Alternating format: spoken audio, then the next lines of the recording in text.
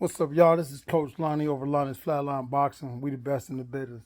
So, look, I just want to say this, man. You know, there's a gym. We go to a lot of gyms around here and do some sparring.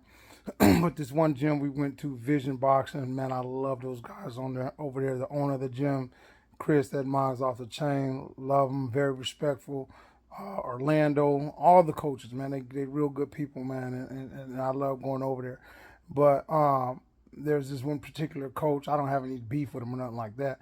But so what happened was, is last time we was over there, my fighter sparred his fighter, and this isn't me being cocky or nothing like that. His fighter shouldn't even been in the ring with my fighter. Like, they on two different levels. But my fighter was not conditioned, which was his own fault. Hey, and I made him work through it.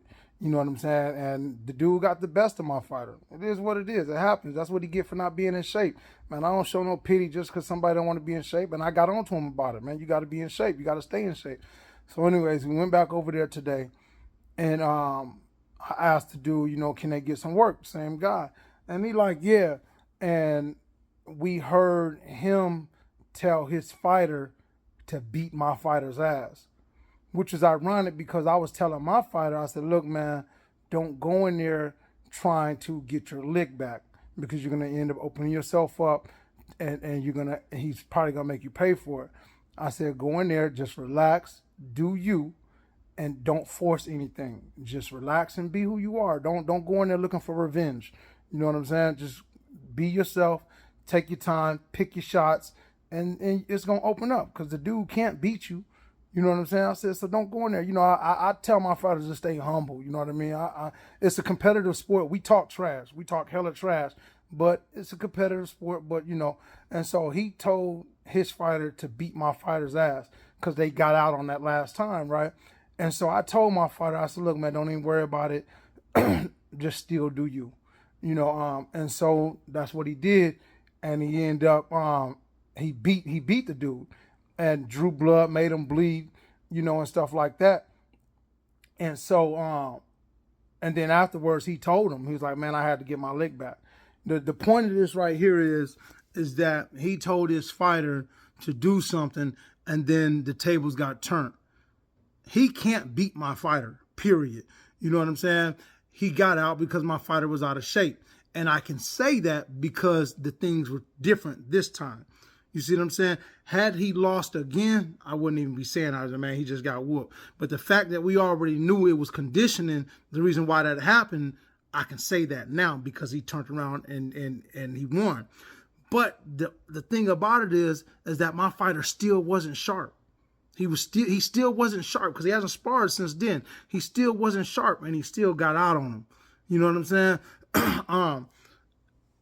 If my fighter was sharp like he normally is, because he done been over there, he done been to a lot of these gyms around here and put in work, the dude would have hurt the dude bad.